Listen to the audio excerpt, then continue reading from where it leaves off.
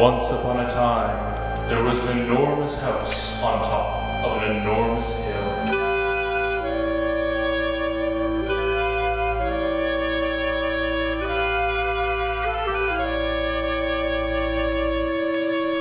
The townspeople beneath the hill seldom noticed it perched at the summit. They had grown accustomed to its unusual qualities, the same way in which a bag of kittens might grow accustomed to being set on fire and drop down a well.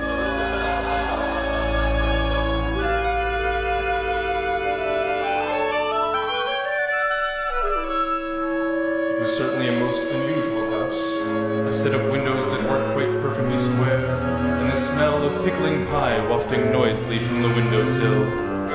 No, you ragtag smattering of bohos and hobohemians, I tell you it was an incredibly unusual house.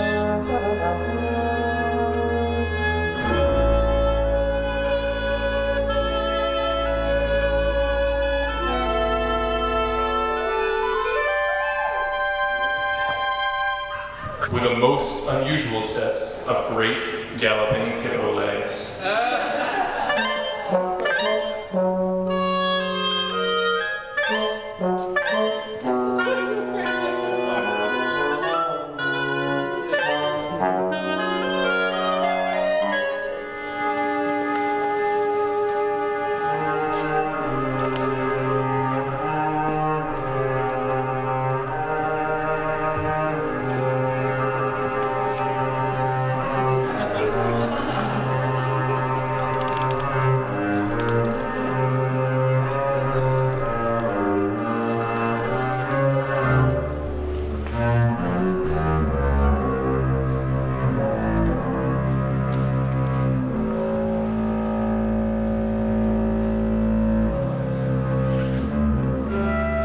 One especially bright October morning, the house was frolicking about the countryside.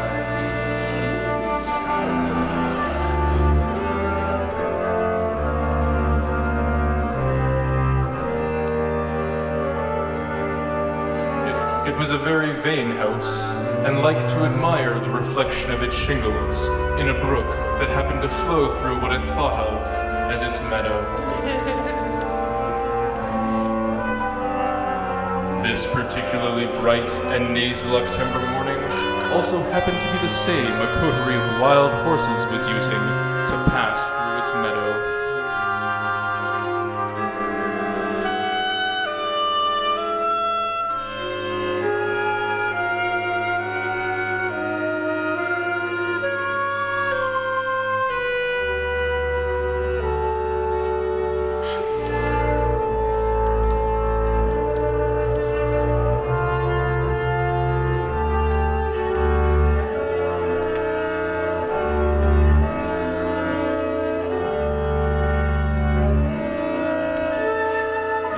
moved with a militaristic urgency, but seemed to relish the lush hillscape and seductive murmur of the brook.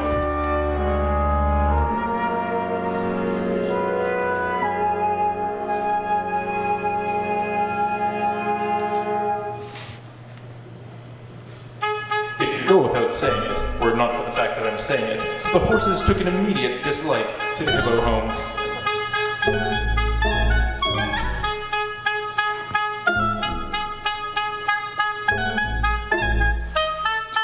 The hippo home understood this quite innately from across the meadow, and its shingles shuddered reflexively. The horses had gathered on the opposite side of the brook and were whinnying and neighing in a way that could be said to be anything but sociable.